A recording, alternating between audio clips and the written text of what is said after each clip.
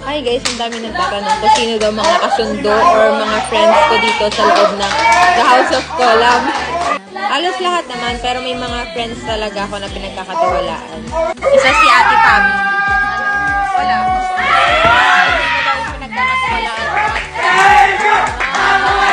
Tapos si Kyle. Tinatanong nila kung sino daw yung pinagkakatiwalaan ko at friends ko. Si Shelly din.